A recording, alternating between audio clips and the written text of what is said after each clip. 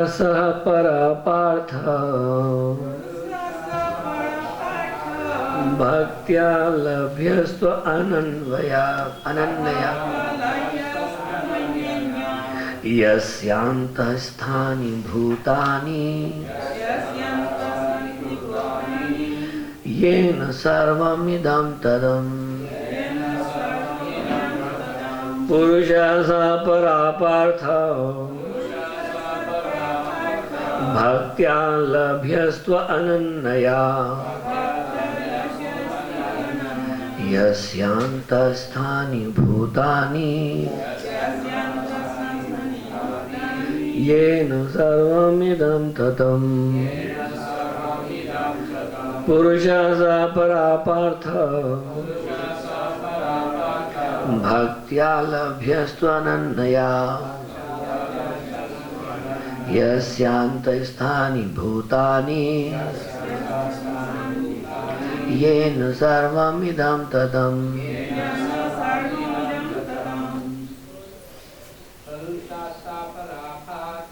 पुरुषः स परापार्थ भक्त्या लभ्यस्त्वनन्यया यस्यान्तःस्थानि भूतानि येन सर्वमिदं ततम् पुरुषः स परापार्थ भक्त्या लभ्यस्त्वनन्यया यस्यान्तःस्थानि भूतानि येन सर्वमिदं ततम् पुरुषः स परापार्थ भक्त्या लभ्यस्त्वनन्यया यस्यान्तःस्थानि भूतानि येन सर्वमिदं ततम् Purusha, the Supreme Personality. Sa, He, Para, the Supreme than whom no one is greater. Partha, O son of Pratha. Bhaktya, by devotional service.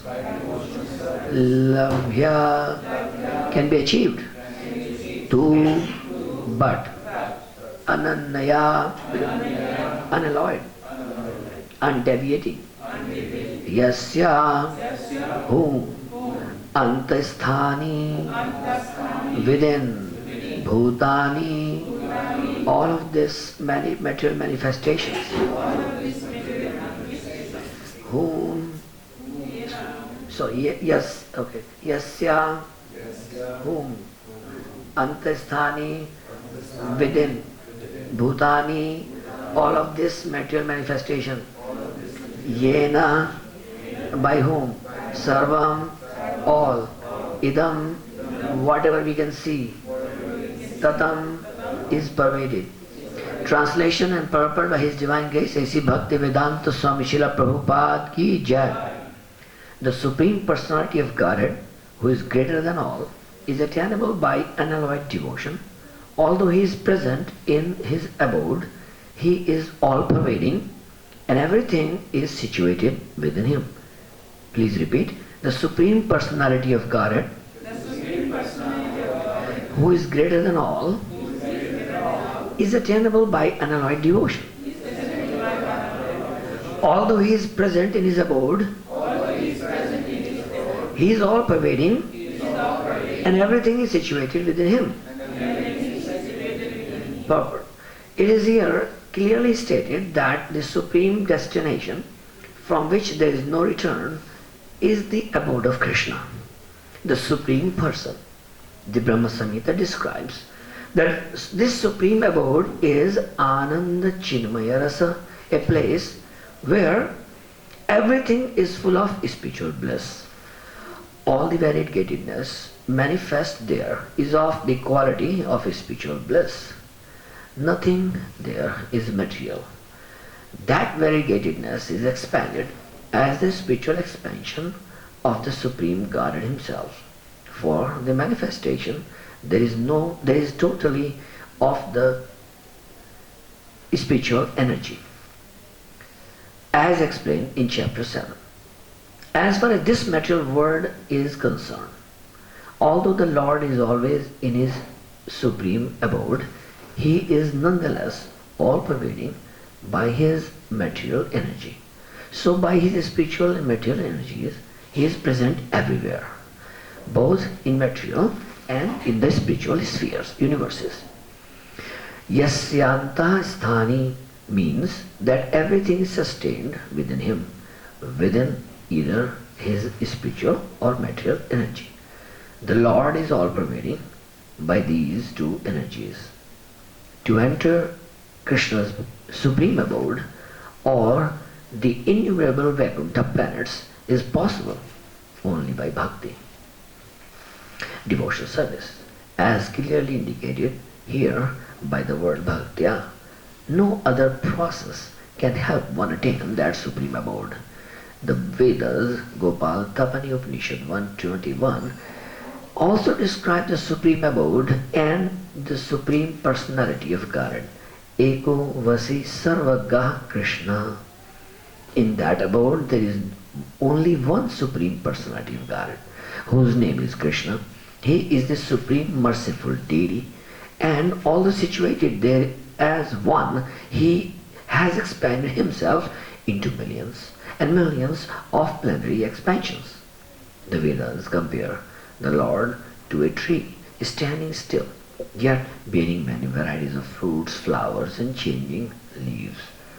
The plenary expansions of the Lord, who preside over the Vaikuntha planets, are four-armed, and they are known by a variety of names: Purushottama, Trivikrama, Keshava, Madhava, Aniruddha, Hishikesha, Sankarshana, Pradyumna, Sridhara, Vasudeva, Damodara, Janardana, Narayana, Vamana, Padmanabha, etc. The Brahma Samhita 537 also confirms that although the Lord is always in the supreme abode, Golok Vrindavan, He is all-pervading, so that everything is going on nicely. Golok eva nivasati akhilatma bhuta, as stated in the Vedas, Shvetavadara Upanishad 6.8, Parasya Shaktir Vividhaya Shruyate Swabhaviki Jnana Balakriya Cha. His energies are so expansive that they systematically conduct everything in the cosmic manifestation without a flaw, although the Supreme Lord is far, far away. The Supreme Personality of Godhead, who is greater than all, is attainable by unalloyed devotion. Although He is present in His abode, He is all-pervading, and everything is situated within Him. Om Ajnanati Mirandasya Jnananjana Shalakaya Chakshur Militam Jena Tasmai Shri Guruve Namaha. Shri Chaitanya Manobhishtam Sthapitam Jena Bhutale Swayam Rupakadamayam Dadati Swapadantikam Vandeham Shri Guru Shri Yuta Padakamalam Shri Gurun Vaishnavasya Shri Rupam Sagrajatam Sahagana Raghunatham Vidam Tam Sajivam Sadvaitam Savadhutam Parijana Sahitam Shri Krishna Chaitanya Devam Shri Radha Krishna Padan Sahagana Lalita Shri Vishakha Vidansya. He Krishna Karuna Sindho Dina Bandho Jagatpate Gopesha Gopika Kanta Radha Kanta Namastute Tapta Kanchana Gaurangi Radha Vrindavaneshwari Vrishabhanusute Devi Hari Priya Vanchakalpatarubhyascha Kripa Sindhubhya eva cha Patita Nama Pavnebhyo Vaishnavebhyo Namo Namah. Jai Shri Krishna Chaitanya Prabhu Nityananda Shri Advaita Gadadhar Shiva Sadi Gaur Bhakta Vrinda. Hare Krishna Krishna Krishna Hare Hare Hare Rama Rama Rama Hare Hare. So we just read the 22nd verse of chapter 8 of Bhagavad Gita. And I imagine everyone is regularly coming and attending these classes more than me, but I would just recap quickly what's happening here in this context. Closer? Okay. So I got a cue here that be closer to microphone and be louder. So what happened? 7th chapter ended, and the name of the 7th chapter is what? 7th chapter is knowledge of the Absolute. But who is the Absolute person? Who is the original person? Who is the Sarva Karan Karana? Who is the cause of all causes? And who is the Supreme Person? So that was dedicated to that, and so many details came. But then next question should have started like how do we reach this Supreme Abode, and how we reach there, and what is the process? And of course, who is that person? And what are his attributes? And we have many verses on that, like Parashar Muni Rishi, he gave the detail on the 6 opulences of the Absolute. What are those? All beautiful, all knowledge, all power, all renunciation. 6 opulences like that. And then other than that, Lord has 3 aspects. Vadanti tat tat vidastatam yadgyanam avyam brahmeti paramatmeti bhagavan iti shabdite. So that person, that Supreme, can also be understood in 3 aspects, and each has a stage like this. Brahman is all-pervading aspect, and Paramatma is localized in the heart of every living entity, and the Bhagavan is a 200 Shyam Sundar in Golok Vrindavan playing the flute, and Avenum Kavantam Arvindalayataksham Barhavatam is playing the flute and has peacock feather, and Lakshmi Sahasra Sata Sambhram Sevyamanam, he has thousands of Lakshmis serving his lotus feet. So that's the Supreme Absolute, Supreme Person. And in the whole world, people are bewildered about who is God, and many times people say themselves, I'm God. But Bhagavatam starts with the, we are all little controllers, but the Supreme Controller is Krishna, God, Ishvara. Ishvara Paramaha Krishna, Satchidananda Vigraha, Anadiradir Govinda, Sarva Karan Karanam. So that's Krishna, the Supreme Person. So what happened here in this chapter 8 in the beginning, Arjuna started just like totally different tones, sort of like he asked 8 questions to Krishna right away. And everyone, they seem like out of context. It's like, oh, what is Brahman, and what is Adhyatma, what is Karma, what is Adi Bhuta, what is Adi Deva, and what is Adi Yajna, and then where does this Adi Yajna reside? 7 questions. And the next question was, how to remember Krishna at the time of death? So on and on and on. In the first 2 verses of chapter 8, 8 questions are in a short, 1, 2, 3, 4, 5, 6, 7, 8. And Krishna just wrapped them all in 3rd and 4th verse, up to 7 questions, he answered them all. Like the Brahman is the indestructible living entity. We are all Brahman. Aham Brahmasmi. That's it. The second question was Adhyatma. The control of the body. Who is controller? Is one's acquired nature, by modes of material nature. I am controller. So, of this body. I know about this body, but I don't know about others' body. So then, karma, work, the activity which generates material body. 3rd question. And the 4th was Adi Bhuta, the material manifestation, and which is the constantly changing phenomenal world. It's not eternal, but it's temporary, but it's real. It's there. And then Adi Deva, the supreme demigod. Here's like a supreme demigod. Why is like a demigod word is used here a little bit is because universal form, is like a material universal form of the Lord. And then the 6th question was Adi Yajna. Who is that? What is Adi Yajna? So the enjoyer of the sacrifice, the Paramatma. And then 7th question was where this Adi Adhiyagya resides. So the Paramatma resides in the heart of all. Ishvara sarvbhutanam hirdeshe arjuna tishtati brahmyan sarvbhutani yantra rudhani mayaya. We are riding on this yantra, on this machine. And this machine is this body. And this body is made of 5 elements, gross elements. So this is destructible. This is a machine. This is dead. But the living force is the soul. So that's, I'm riding on this machine like I'm riding a car. I'm driving a car. I'm riding a car. I'm not the car, but I'm riding the car. So sometimes in America what happens, people hit somebody and then the person comes out, oh, you hit me? No, I didn't hit you, I hit your car. So because they are identifying with this car, that's why they are saying, you hit me. Similarly, we do the same thing here in this material world. We identify ourselves with this body.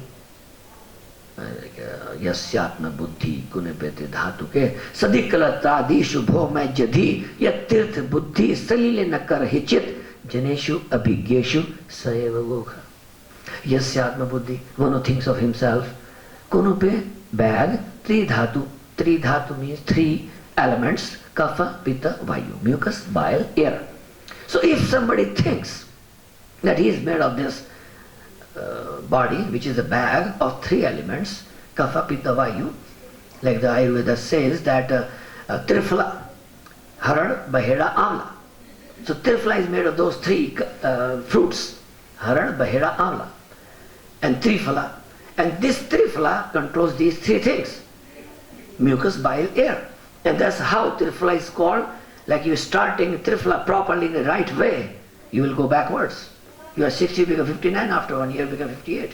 So that's what Ayurveda is. So these 3 things in the body. One who thinks that I am this bag of these 3 elements, yasyat buddhi kunepete dhat sadi kalatra adishu, and kalatra wife, adishu, family, children, in-laws, everything. Bhomejati, then I'm attached to my motherland. I'm American, I'm Indian, I'm African, I'm Chinese. It's all bodily designations. Then what happens? And then Yattirtha buddhi, then person goes to Tirth and salile, takes dip in the holy pond or river or something. But do not approach Janeshu Abhigyeshu. He doesn't approach to a person who is in knowledge, doesn't listen, doesn't go to Bhagavatam, Bhagavad Gita class, or listen pravachan. But then what happens? Saeva Gokhara.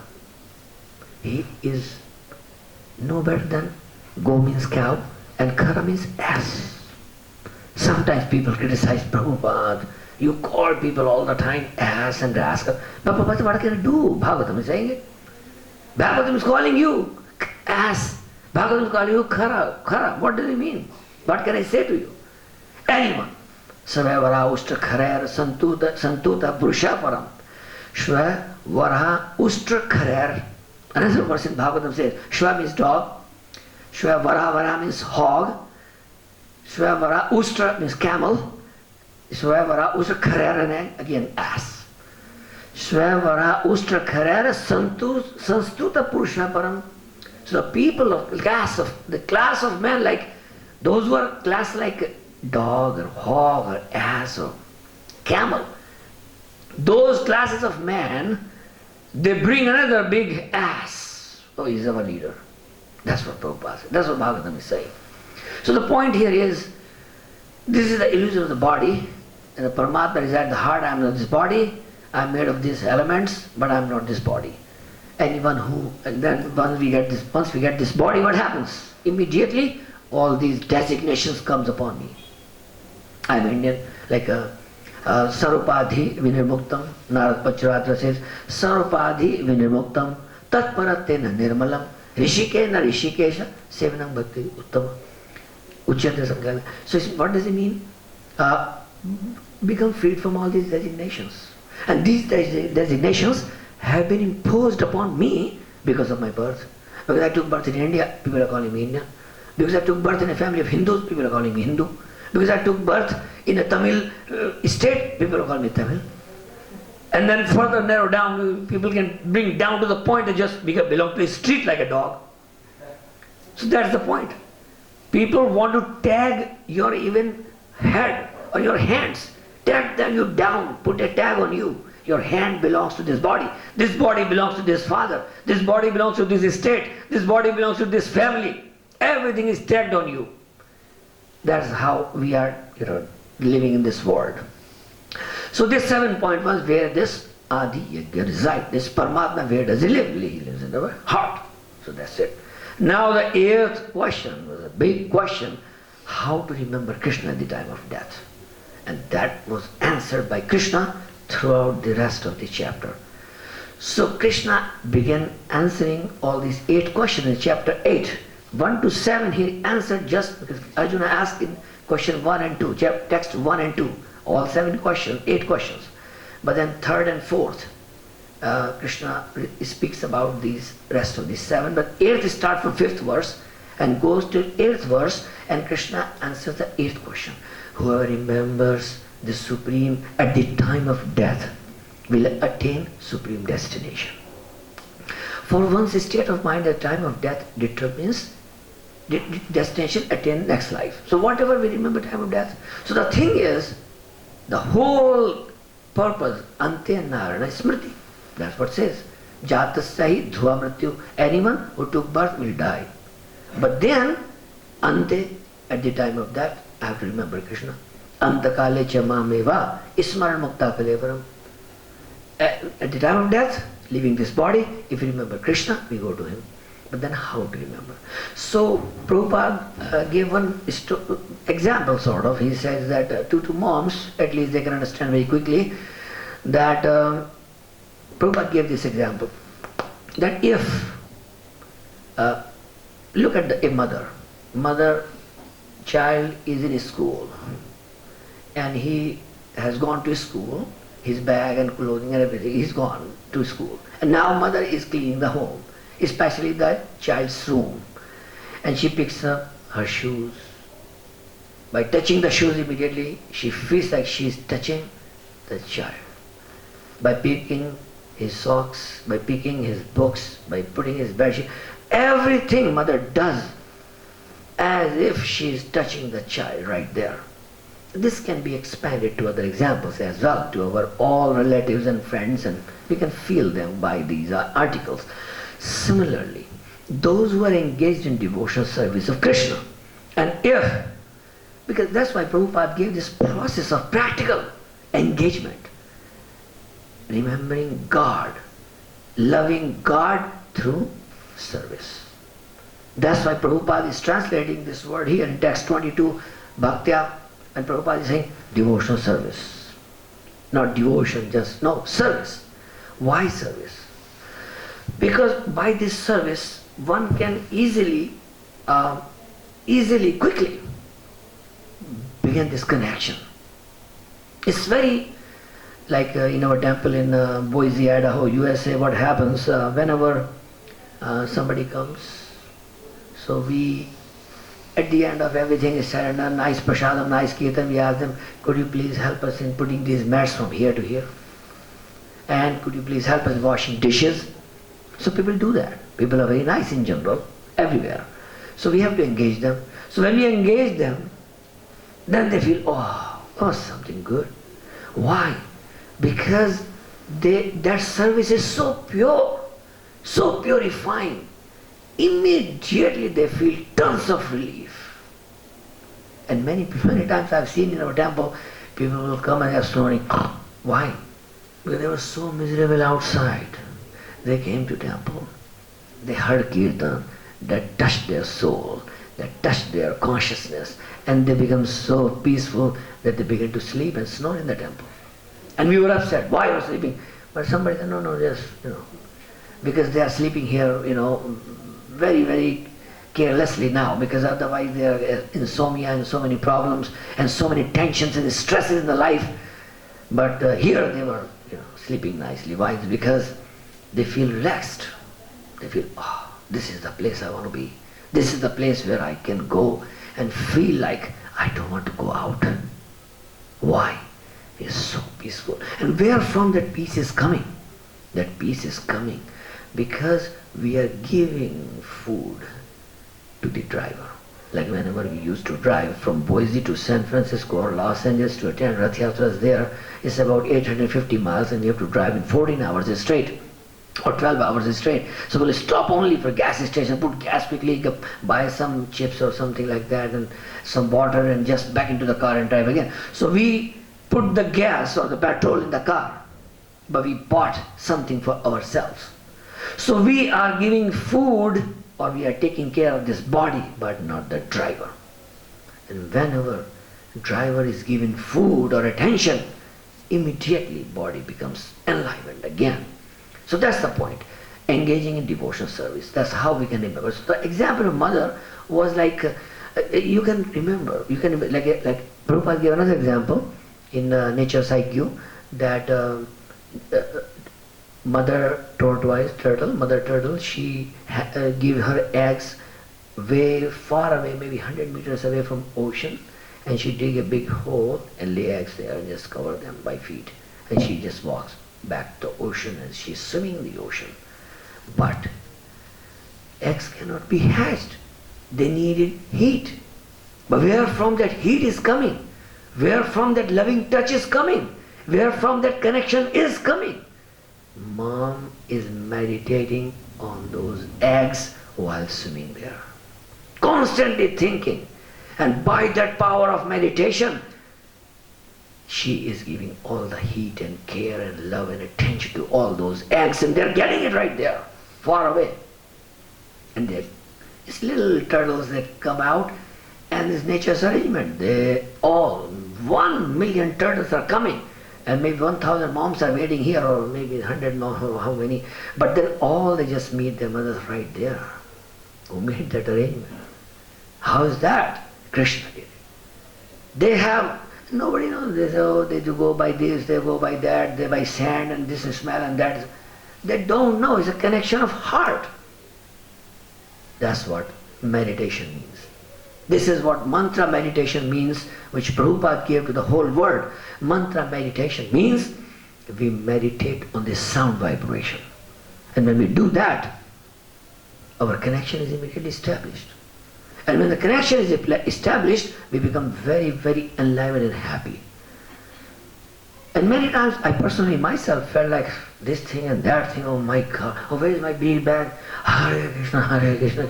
It's a big relief, in fact, it's a fact. It's a big relief, immediate relief. And devotional service many times, like in our Boise we get 1 feet snow, sometimes during winter, and when I go for Aarti, I feel like I'm going Badrinath Yatra anyways, but so when I go and I'm feeling headache and it's like a pain in the head and I have to do my Pujari Aarti and Seva, and then I feel burdened. I feel, oh, I don't want to go, I'm feeling cold, there's a headache, and who asked me to do Aarti? But then, anyway, I do it.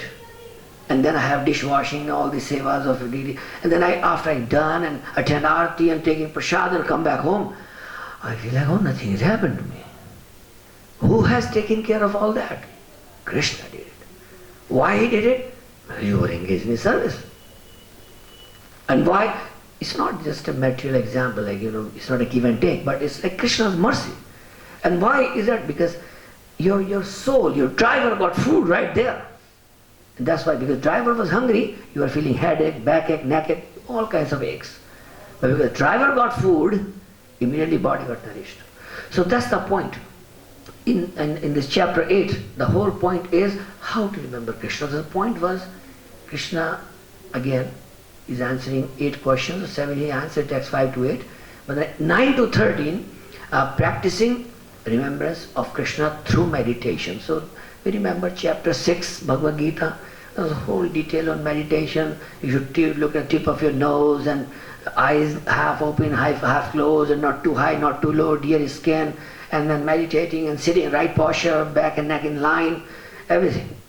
Was Arjuna rejected right there in 6:44 something, Chanchala hi manaha Krishna pramati balvadravam, like that. Chanchala, my mind is very flickering, Krishna. Forget about it, I can't do it. 5,000 years ago, Arjuna rejected, I cannot do it. Krishna, I'm sorry. And now, we in Kali Yuga, in America or Australia or New Zealand or even in India, everywhere, we are having meditation groups. They are all meditating. Somebody is meditating on cat or dog or what not, and they are saying, Arjuna, no, never mind. If you couldn't do 5,000 years ago, we can do it now. We are better off, better situated than you. We have only cell phone which rings every 5 minutes. What the hell?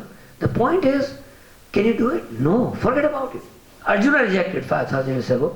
So that's what the point here is in this chapter, a little bit recap on that. But then, immediately Krishna comes back to the point in text 14 and 15, practicing, remember Krishna through bhakti. Forget about it. Give up everything else. Just come to the point of bhakti, because why bhakti? Because in bhakti the advantage is, many advantages.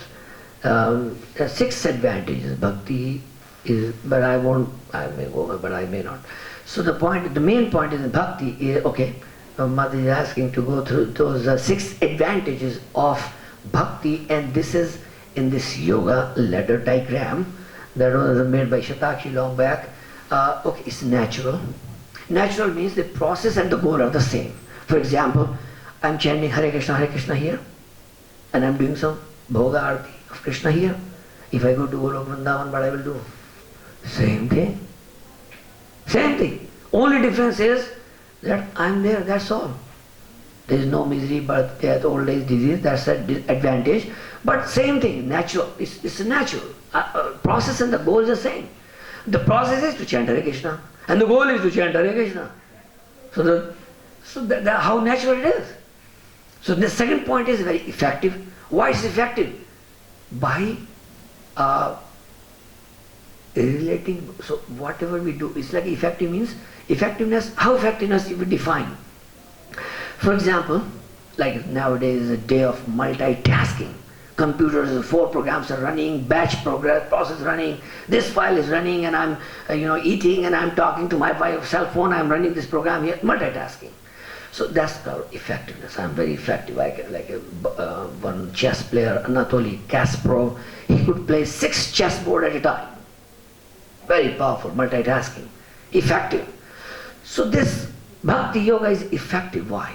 Because, like I remember, Nitya Tripta Mataji, she came to her Boise temple, and at that time she was taking photographs of all the temples, and Darshan book came out of BBT at that time, so about 80 some temples were covered.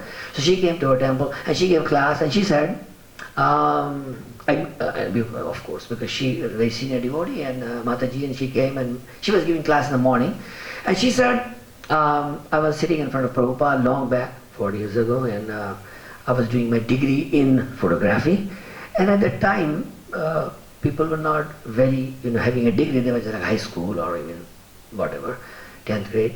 So I was feeling I'm educated, but I was feeling that Prabhupada, how can I serve you? Then Prabhupada said, you take the photographs of our deities. And Mataji said, okay, I'll try. But then Mataji said, what I found later on, if as a photographer you want to take a photograph of anyone, you don't want them to move even a bit, because their photograph will have like 2 shades. But then she discovered the deities, they don't move, and they're the best candidate to take photographs. And that's why if one has to take photograph, they must take only the photographs of deities, nobody else. Because nobody fits the level of the requirement of the taking photographs. Deities are the only best candidate to be taken photographs. So that's what our realization was. So effectiveness means that whatever you are doing, just connect that to Krishna. Finish. Need not to change it. Isthane Shutigatam Tanvan Manobhir. There's a verse. I forget the first line. But what is that is that wherever you are, like Bhakti Thakur also said in Bhajan, Grahe Thako Bane Thako Sada Hari Bole Thako. You live in a home, you live in Grahe Thako Bane Thako. You go to the forest, Sada Hari Bole Thako. You always chant the holy names of the Lord, no matter where you are. You may be at home, you may be at work, and then connect your work to Krishna. When Krishna said in Bhagavad Gita, very difficult verse and very tough to follow, that Sarvadharma, Karmanyavadhikaraste ma phaleshu kadachana, ma karma phal hetu ma tu sangasti karmani. You have right to work, but no right for the results. And people say, oh man, this is so tough, because if I have to give my result, there is no motivation left. I just want to go to sleep. Why work hard? For Krishna. If I have to give all the results to him. But then Krishna says, my battery went off. Krishna says, it's good for you, man. Why is good for you?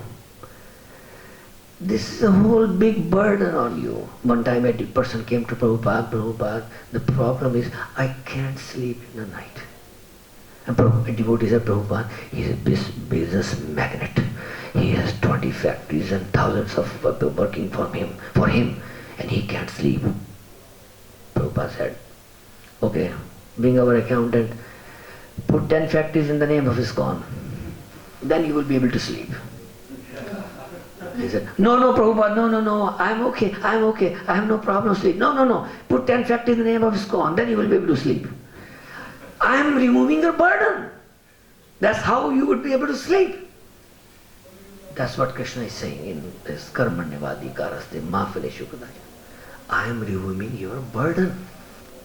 You surrender to me. Give everything to me. Just work for me. Then what happens? I am writing a computer program, and I know if I write this program successfully, if it is run without bugs, then what happens? Company will give me rewards of bonus $20,000. And if it doesn't run, I will feel like hell. I will feel like I want to die. But then, because you have already made a pact with Krishna, Krishna, if it runs, is yours. If it doesn't run, it's yours. Then you are relieved. I'm done. I'm just doing my duty, and results now are coming, and they are going to Krishna, whether it's running or not. I'm raising children, whether they become devotee or not. It's Krishna's plan. I've done my job. I'm working, I'm getting money. I'm using for service, in service of Krishna. No reaction, sakam, akam, vikam. 3 kinds of work. Good works, sakam, vikam, bad works. And what is akam? So, for the bad works we get bad results. For the good works we get good. But if we work for Krishna, then no reactions involved. Bhagavad Gita, chapter 3, text number 5 says, Nahi kasyat kshanamapi jatu tishtati karma akrat karyatavesha karma sarprakriti. That you must act. You cannot sit even for a second without working. Why? Because you are born with this guna, with these 3 modes of material nature. So you must act. But then in 3.9 Krishna clarifies right there. Yajna arthat karma no anyatra loko yam karma bandhana tadartham karma kunteya mukta sangha samachara.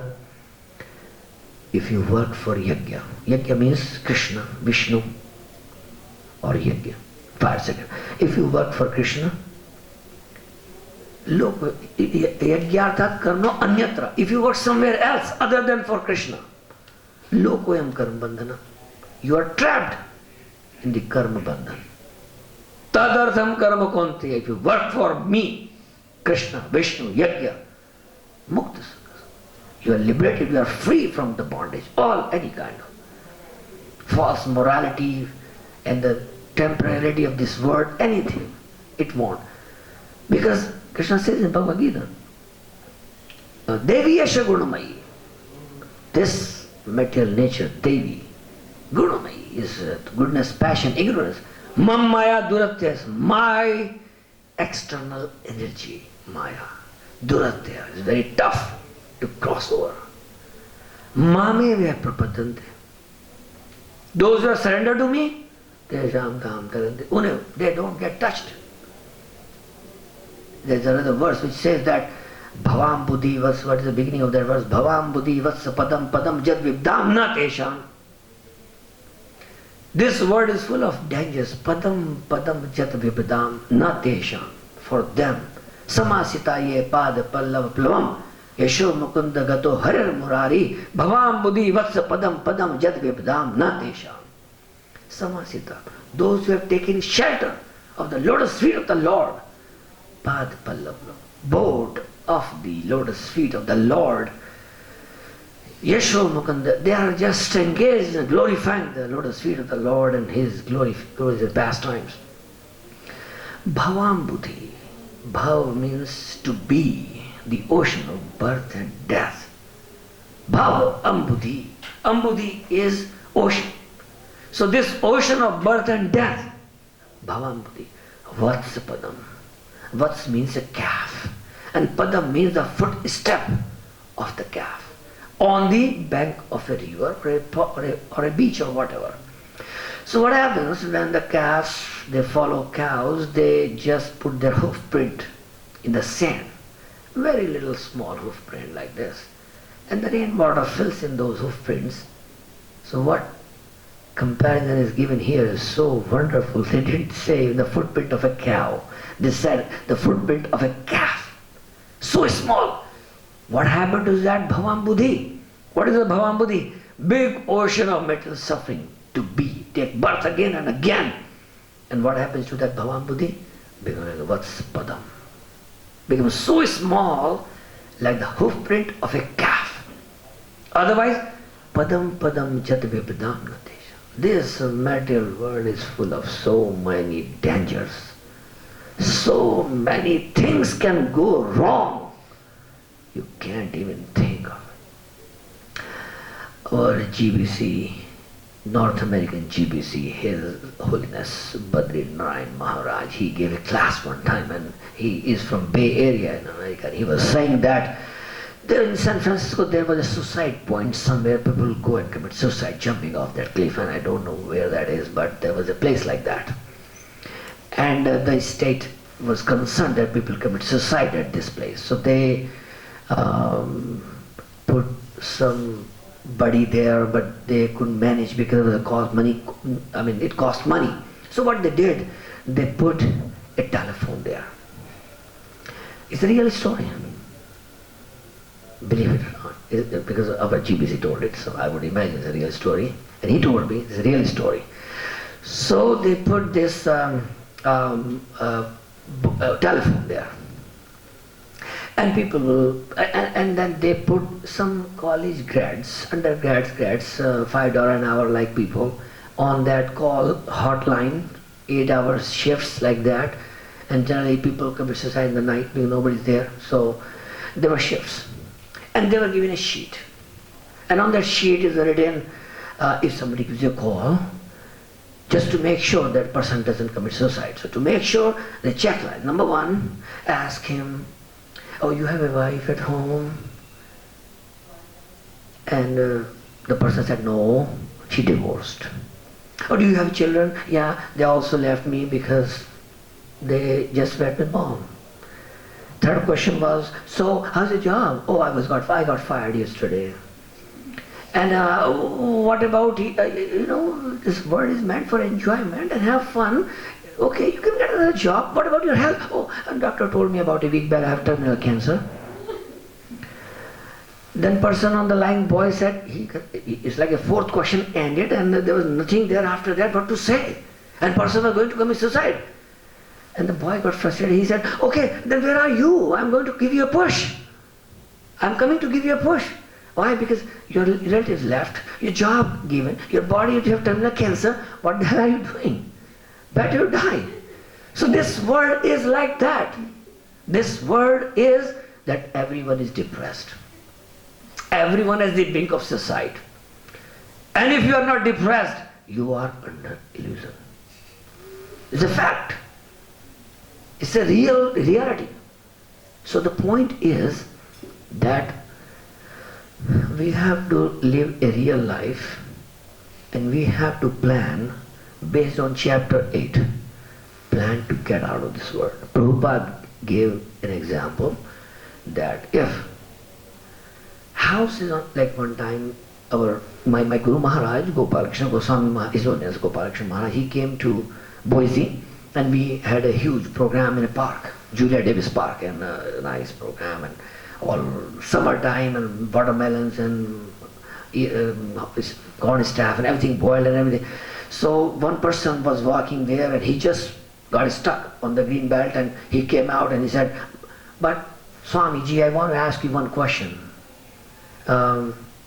If, as per what I listened from you, we were with Krishna And nobody comes back from that spiritual sky to this world. So why we came? So Maya said, okay, if there's a fire in a house, what would you do? Would you like to get out or find out the cause of the fire right at that time? You will first get out. So I would advise you to get out of this material world, go back to Godhead, then you will realize yourself what the wrong was. But this is not the best time to find out how we got separated from Krishna. This time must be utilized to go back to Krishna. The process is to go back to Krishna. And how to go back? Satatam kirtayanto mam. Continuously engaged. And that's why I said Vasudev Bhagavati. No, that's what the verse. Akama sarvakamova. You have no desire. Sarvakama, you have all kinds of desires. I want a son, I want wife, beautiful wife, I want money, I want good job, or I want nothing. Akama sarvakama, mokshkama. Then your desire for liberation. Mokshkama, tivrena bhakti yogena yajeta purusha param. Tivrena. There are two kinds of devotional services. One is tivrena, another is slow. So what tivrena means? Tivrena means that once you get in touch with Bhagavad Gita, with devotees, with Krishna, with mantra, with mala, immediately grab that mala and never give it up. Immediately approach a spiritual master and never give up association of devotees and the mercy of a spiritual master. Never give up. That's tivrena. And then find out a place where you can serve Krishna in the association of devotees. And three things are necessary. Three things are very important for spiritual life. Number one is association. And number two is association. And number three is association. If, like the story of porcupines, when they came in contact with each other, all the pokes of each other were poking each other like this, but they were sitting together, cold in the night, they survived. Those that know I can't handle the pokes, they went otherwise and they died in the night. So the pokes we have to tolerate, but we must stay with devotees, in association with devotees, and must serve Krishna. No other way. There is no other way. There is no other. What is that verse? It says, Khalo nasteva nasteva, what is that? Hare Nam eva kevalam. Khalo nasteva gatirnada. 3 times. Hare Nam, take the holy names of the Lord, take the holy names of the Lord, take the holy names of the Lord. And then again say, there is no other way, there is no other way, there is no other way. 3 times. Why?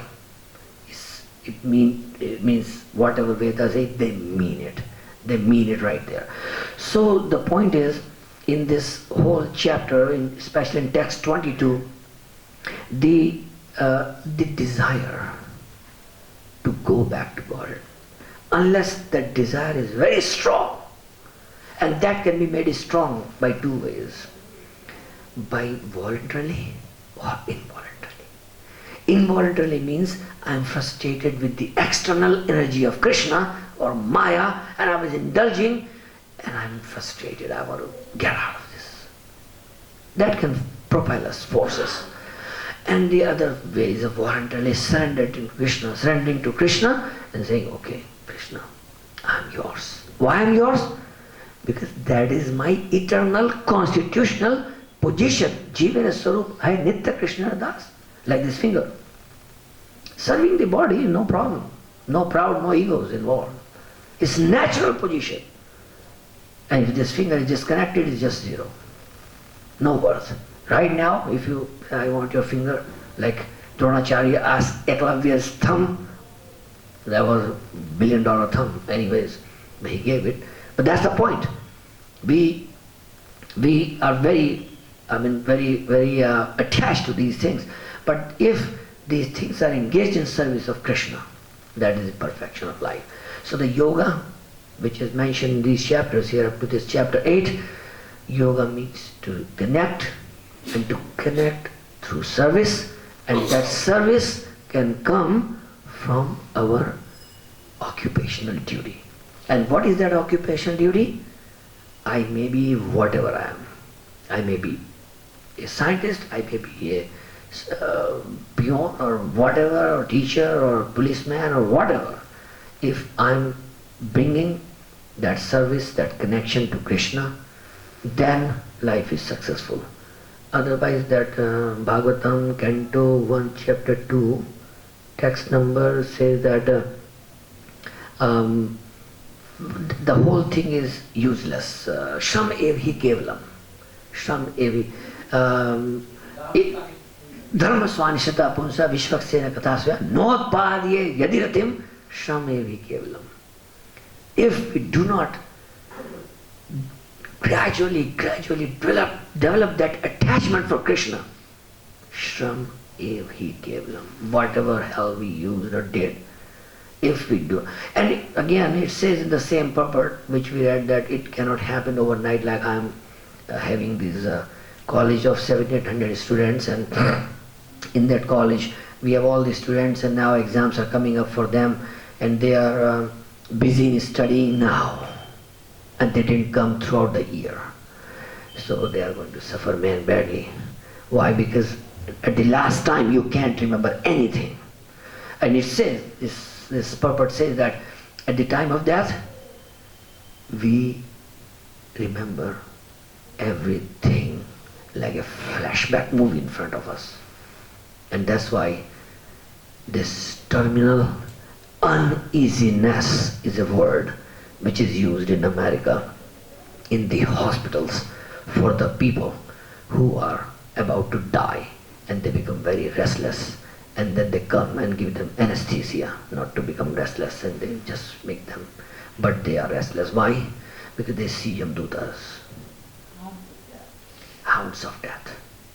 So people see that, and they call it terminal uneasiness, and for them they have arrangement for somebody to come from church or synagogue or somebody. People have arrangements, and we have gone for many of our congregation members as Hare Krishnas to chant for them like that, and then so that's that terminal uneasiness is because we whole life we do so many things which are unethical, wrong, improper, or not right. Then our Atma that brings us back, why did you do that? And we just begin to focus on that. But if we focus on that negatively, then that's okay, that oh, I did that thing wrong, I would never do it again, and why did I do that? Instead of doing that, if I'm beginning relishing those wrong things, that's the biggest sin again. So the point here is, I don't want to relish anything wrong I did in the past. I only want to relish or remember whatever service I did for Krishna. Why? It's because that's the saving grace. So we will stop here. Thank you very much all for coming and listening patiently. And again, I want to apologize if I hurt anyone's feelings or things in my saying. But if you have any questions or points or comments, please do so now. And there's a microphone for everyone. Yes, here's a question. Pass on the microphone, please.